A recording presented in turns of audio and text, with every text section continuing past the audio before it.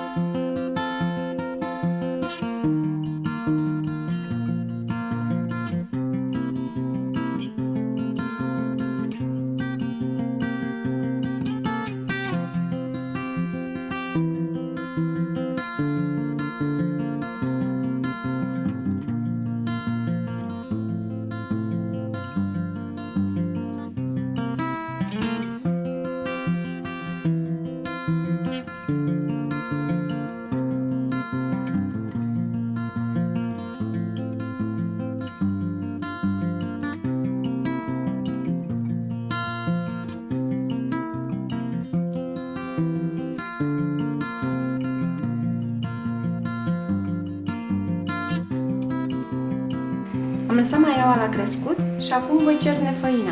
Este foarte important să fie făina cernută, iar restul ingredientelor să fie la temperatura camerei.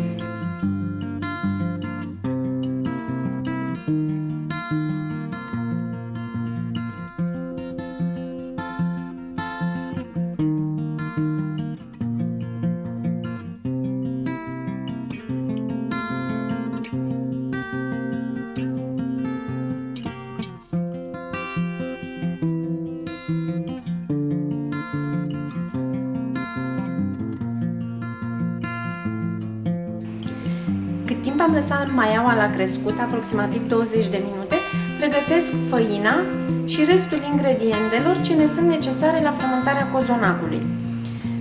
Laptele l-am pus pe foc, îl înfierbând și cu aproape toată cantitatea din cratiță voi opări făina. O las deoparte, apoi separ cele 10 ouă albușuri de gălbenușuri, albușurile le bat cu un praf de sare, gălbenușurile le bat cu zahărul, cu 500 de grame de zahăr tost, cele 3 pliculețe de zahăr vanilat și 100-150 ml lapte călduț. Le las și pe acestea deoparte. Într-o altă crăticioară încălzesc pachetul de unt, 200 de grame, plus 200 ml de ulei. Le topesc astfel încât să fie călduțe când le folosesc la frământat, nu fierbinți.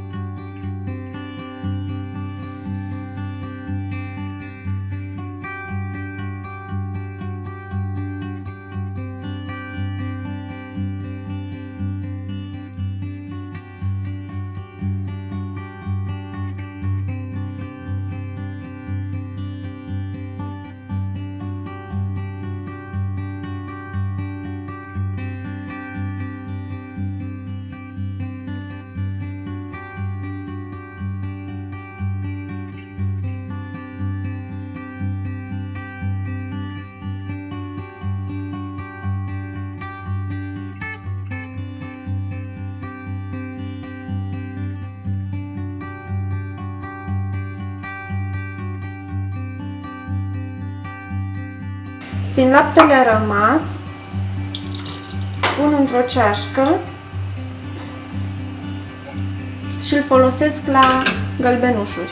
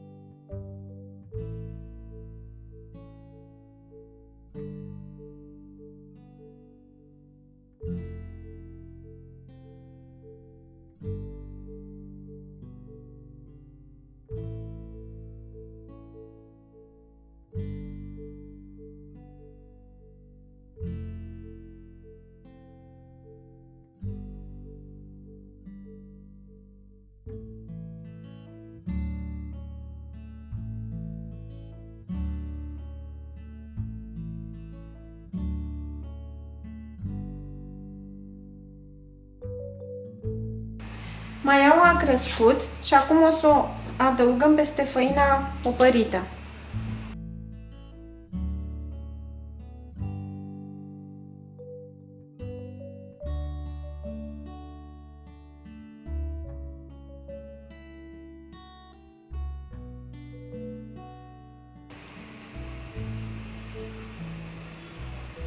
Am pus maiaua peste făină, mi-am pus la îndemână gălbenușurile, albușul, stafidele, aromele, untul și uleiul călduțe și mă apuc să frământ cozonacul.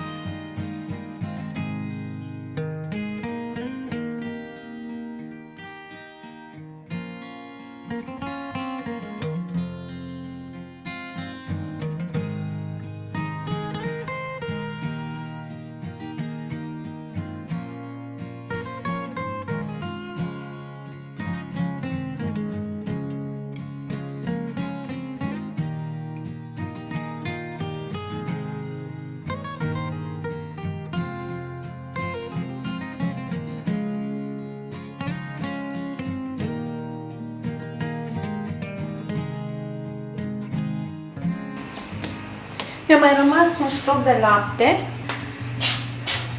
Îl adaug aici. Ingredientele le-am adăugat pe toate și începând de acum voi frământa cozonacul timp de 40-50 de minute.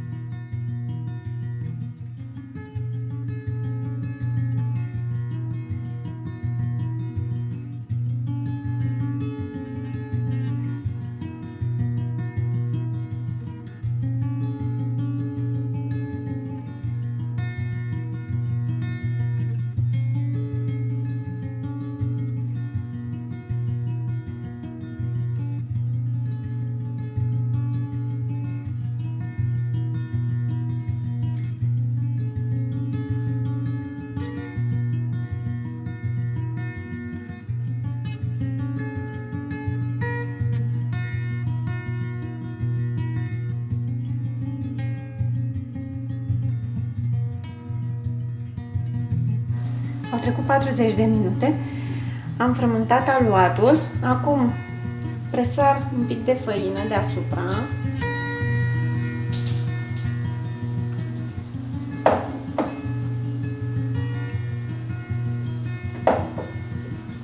Doamne ajută să crească!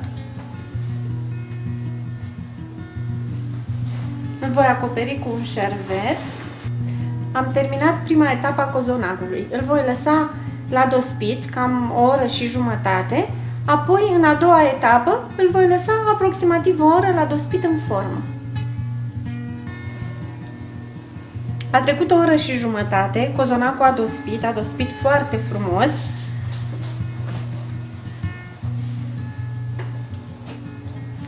Urmează să-l pun în forme și să-l mai las încă aproximativ o oră la dospit. Am să-l dau deoparte.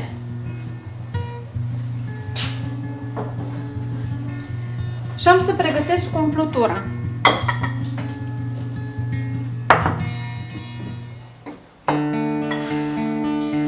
Amestec nuca cu cele 5 linguri de zahăr tost și 3 pliculețe de zahăr vanilat.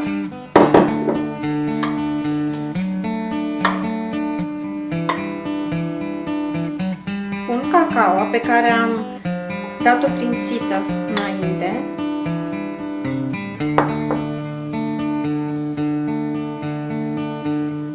Am cernut-o ca să nu fie acele cocoloașe în ea.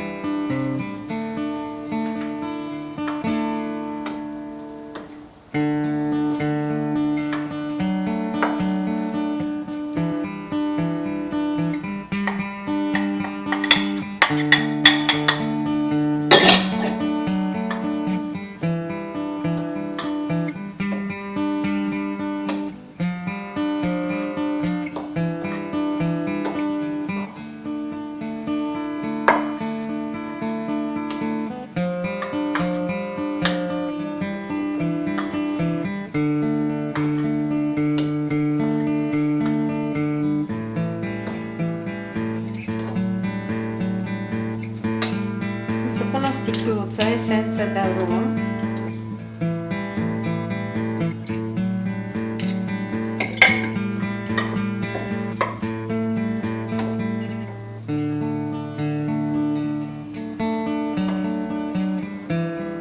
Și lapte, 100-150 de mililitri, cât considerați, până când se leagă nuca.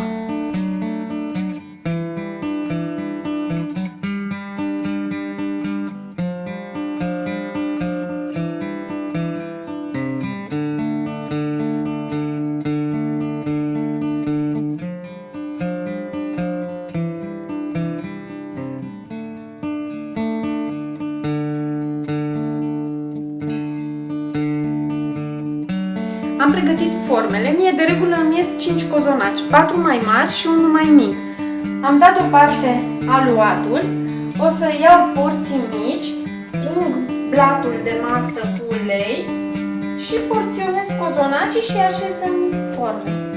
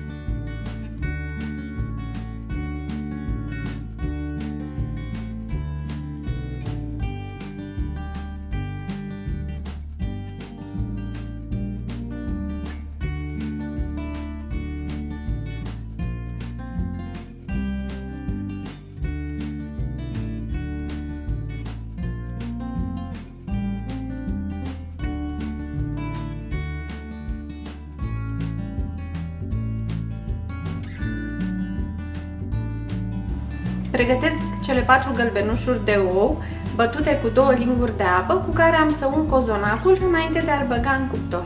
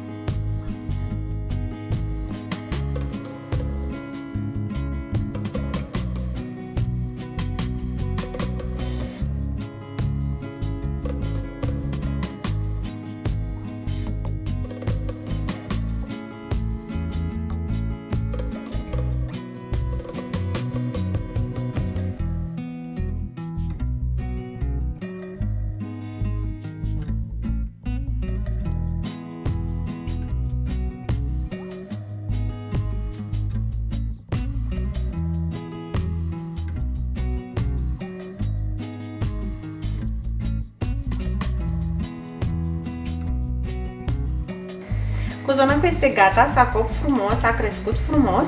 Sper să fie și foarte gustos ca de fiecare dată.